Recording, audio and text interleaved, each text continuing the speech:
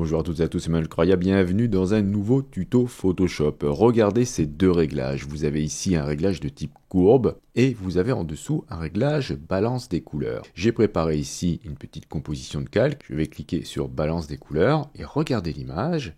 Ça, c'est balance des couleurs et ça, c'est le réglage de type courbe. S'il ne devait rester qu'un seul réglage dans Photoshop, ce serait certainement le réglage courbe car c'est sans doute le plus puissant dans Photoshop. De très nombreux réglages peuvent être remplacés par un réglage de type courbe. Dans cette vidéo, on va créer un petit système comme celui-ci, regardez. Il va nous permettre de convertir sous forme d'un graphique, donc de courbe, un réglage qu'on aurait appliqué à une photo. Regardez ici, j'applique balance des couleurs et j'obtiens l'équivalent de ce que je devrais faire avec un réglage de type courbe pour avoir la même chose. C'est très intéressant et c'est très formateur.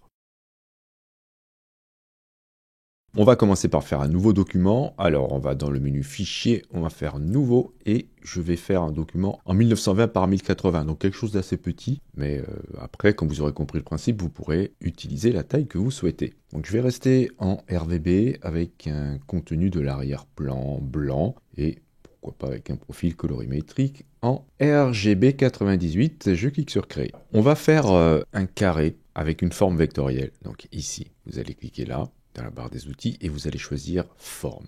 Ensuite, on va mettre un fond, mais pas de contour. On va cliquer sur le rectangle blanc ici pour choisir un dégradé, donc la troisième icône ici. Et on va faire un dégradé, alors linéaire, avec une méthode classique. Et le premier, on va le laisser à 90 degrés. Donc je vais faire un cliquer glisser en maintenant majuscule enfoncé, ce qui me permet de faire un carré. Voilà, donc je vais faire en sorte qu'il soit à peu près la même taille que mon document en hauteur. Voilà, je le positionne correctement. Je vais dupliquer ce dégradé. Je vais aller chercher le panneau calque et je vais utiliser le raccourci CTRL-J ou commande-J. Je vais double-cliquer sur la vignette du rectangle 1, celui que nous venons de faire. Alors, je peux désactiver la visibilité de mon rectangle 1 copie. Et donc, je vais double-cliquer sur la vignette du rectangle 1 pour indiquer ici que je souhaite un angle à 0 degré.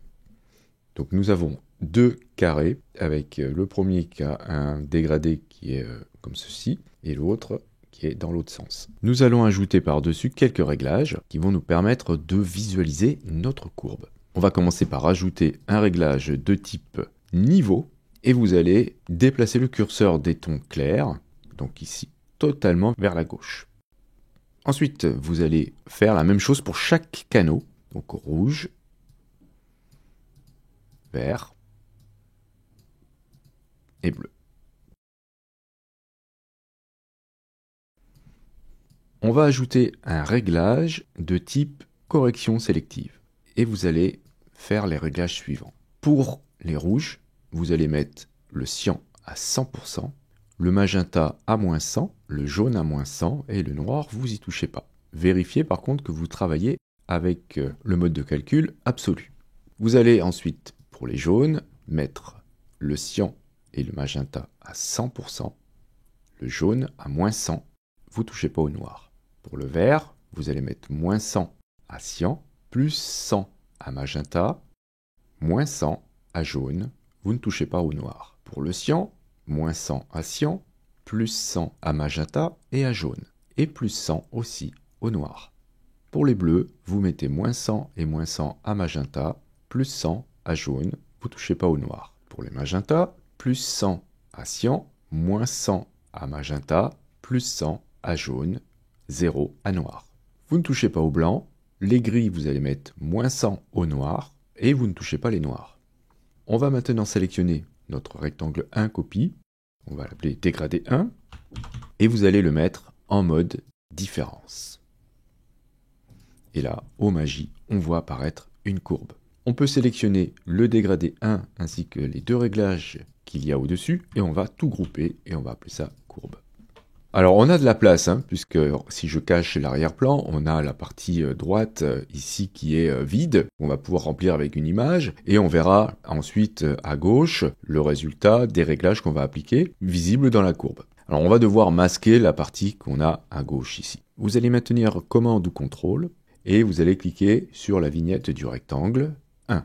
Vous vérifiez que vous avez bien le groupe courbe sélectionné, et vous allez cliquer sur l'icône créer un masque. Voilà, ce qui nous permet d'avoir les réglages présents dans ce groupe appliqués uniquement sur notre rectangle 1. Là, maintenant, si vous voulez, vous pouvez verrouiller ce groupe pour ne plus avoir à y toucher. Ensuite, ce qu'on va faire, on va tester, voir ce que ça donne. Je vais ajouter un réglage au-dessus de rectangle 1, par exemple un réglage de type courbe. Et si je déplace le point supérieur droit, par exemple, eh bien, je devrais voir apparaître l'équivalent, voilà, ici. On voit apparaître ce qu'on est en train de faire avec notre courbe. C'est très intéressant. Si je mets un point au milieu et que je fais ça, vous voyez, hop, eh bien, je refais exactement ma courbe. Et chose hyper intéressante, si je vais maintenant dans les rouges, par exemple, et que je fais une modification sur cette courbe, eh bien, je vais voir apparaître aussi le résultat. Là. Donc c'est extrêmement intéressant et formateur. Donc regardez ce qu'on peut faire. Du coup, si j'ajoute un réglage de type balance des couleurs, eh bien, je peux avoir la traduction avec une courbe du réglage que je vais faire ici. Si j'augmente par exemple les rouges, eh bien, je vois que si je devais le faire avec une courbe, je devrais faire ça. Si j'augmente aussi les bleus, etc., ou si je les réduis. Voilà. Donc ça, c'est dans les tons moyens. Vous voyez qu'on a travaillé ici. Si je vais dans les tons clairs, on va voir qu'on travaille effectivement dans les tons clairs. C'est extrêmement intéressant et formateur pour bien comprendre comment fonctionne un réglage. Donc maintenant, si je jette mon réglage et que j'ajoute une image, je vais faire fichier importer. Voilà, par exemple, je vais mettre cette photo ici. Je vais l'agrandir, je fais en sorte évidemment qu'elle ne touche pas la zone qui est masquée. Si j'ajoute par-dessus un réglage, on va dire pourquoi pas de type filtre photo, eh bien si j'augmente, vous voyez, la densité de ce filtre qui est orange, eh bien je vais voir la traduction avec une courbe de ce qui se passe avec ce réglage. Donc voilà, je ne sais pas ce que vous en pensez, mais moi je trouve que c'est extrêmement intéressant de pouvoir voir sous forme de courbe un réglage que l'on applique sur une photo, ce qui nous permet de bien comprendre ce qu'on est en train de faire. Alors évidemment, pour cela, vous devez bien connaître le fonctionnement de la courbe. Si ce n'est pas le cas, je vous invite à regarder cette vidéo. Bien sûr, si vous êtes motivé, vous pouvez vous créer une petite grille avec des dégradés sur le côté et en bas pour que ça ressemble un petit peu au panneau propriété du réglage courbe. Alors, ce système a des limites. Il y a certains réglages que vous ne pourrez pas voir transcrits sous forme de courbe. Par exemple, si vous ajoutez un réglage de type vibrance et que vous modifiez donc ces paramètres, voilà, si j'augmente la vibrance, vous voyez qu'au niveau de la courbe, ça ne fait pas grand-chose, ainsi que la saturation. Par contre, si je demande à faire une inversion en cliquant ici sur inverser, on voit que la courbe est bien inversée. Autre chose que vous ne pourrez pas faire, si vous utilisez teinte saturation, que vous modifiez donc la teinte, vous voyez, ça ne va pas changer la courbe, mais si vous cliquez sur coloriser, vous aurez un aspect qui va changer à ce niveau-là, et vous pourrez voir un changement à chaque fois des courbes s'effectuer, mais par contre, si vous dessinez ça dans une courbe, vous n'obtiendrez pas exactement le même résultat, puisqu'ici, il y a d'autres facteurs qui rentrent en ligne de compte et qui ne peuvent pas être traduits avec le système que nous avons créé. Mais mélangeur de couches va bien fonctionner. Donc, si je réduis la couche des rouges, on voit bien que on descend bien la couche rouge. Et si j'utilise correspondance de couleurs, je peux aller chercher une lutte et je vais voir apparaître voilà, ce que fait cette table de correspondance dans ma courbe.